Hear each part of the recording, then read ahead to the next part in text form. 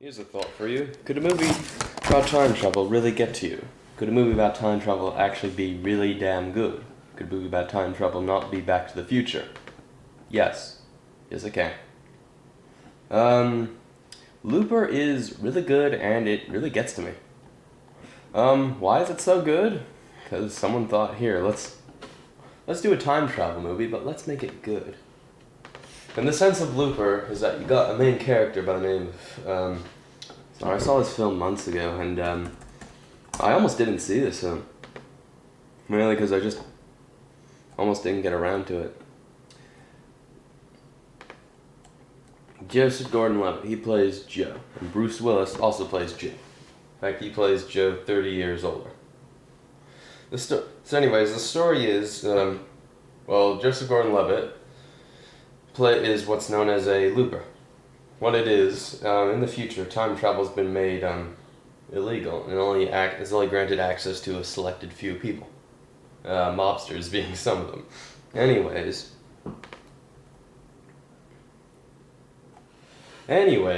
he's what's known as a looper, meaning that mobsters will send their, people they don't like back in time for the loopers to shoot and kill.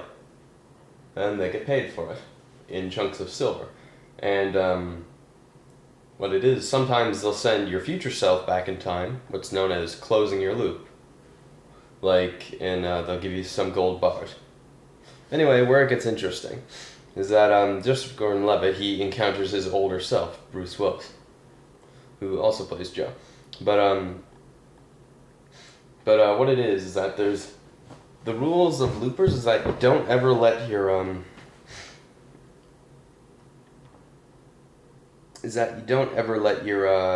your kill get away from you, especially if it's your future self.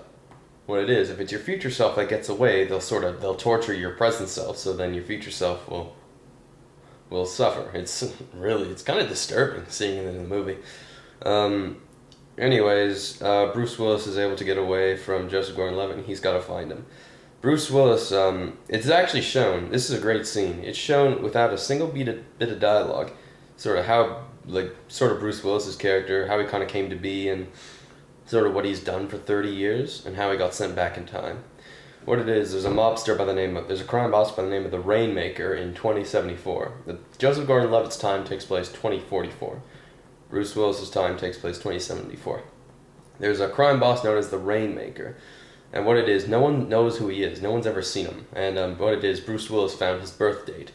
So what it is, he got sent back in time. He almost was going to be killed, but he was able to go back in time on his own, sort of count. And what he's going to do is he's going to find...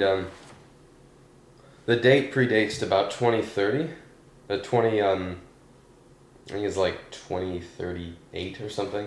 So what it is, Bruce Willis is going to do, he's going to find, the crime boss at this point would be a kid. He's going to find the crime boss and murder him. Yeah, he's going to murder little kids, and he does. Murders 2 little kids. Almost 3. Also to note, there's people in the future have telekinetic powers, and they just use it to move coins and stuff to impress chicks. There's this great scene where Joseph Gordon-Levitt and Bruce Willis are in a restaurant together. And it's just amazing. And it's interesting. At one point, I'm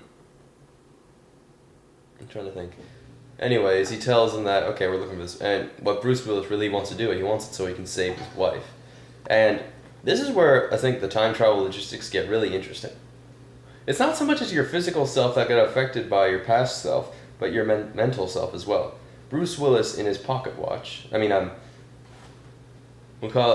Willis in his pocket watch has a picture of what his wife looks like, and Joseph Gordon-Levitt says, just show me the picture and I'll never meet this person. Which sort of got me thinking, he would never meet that person. Because then it would sort of mess up the whole time frame and everything. You can kind of see it too. At one point, Joseph Gordon-Levitt gets shot in the chest, and it, the two are 100 miles apart, and it just, Bruce Willis is oh, ow, what the hell was that? Looks on his chest, he's got, it was like a shotgun shell. He's got, bits of shrapnel and stuff. Anyways, Joseph Gordon-Levitt meets Emily Blunt, and my God, she is gorgeous in this. I have a soft spot for Emily Blunt. Whoever doesn't know that, and she's really good. She literally just plays a farmer. And what it is, it's her son that is the crime boss, and holy shit, like, where did this kid come from? This kid, his name is Sid. He's Sarah's son, just Emily Blunt's character. This kid outacts everyone. He outacts everyone, seriously. Emily Blunt, Bruce Willis, Joseph Gordon-Levitt, he outacts them all. And it's not only hilarious, but it's amazing. Like, this kid, like, we need more child actors in this day and age.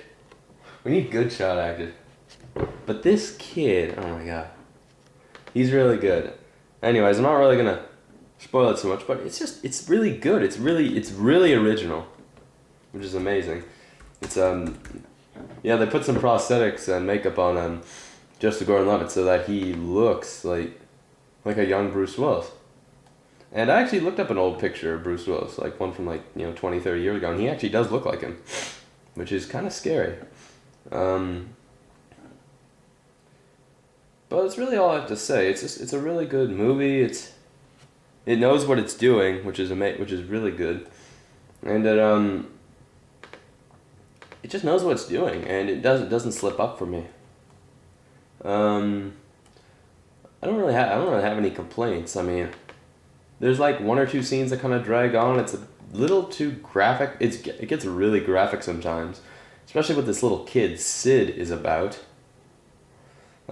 He's got telekinetic abilities, but on a much larger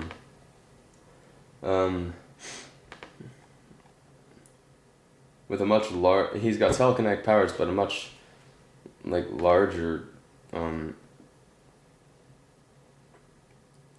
scale, and it gets a little graphic, but I can't really say that is like a problem. It's just, I don't know, maybe it's just me.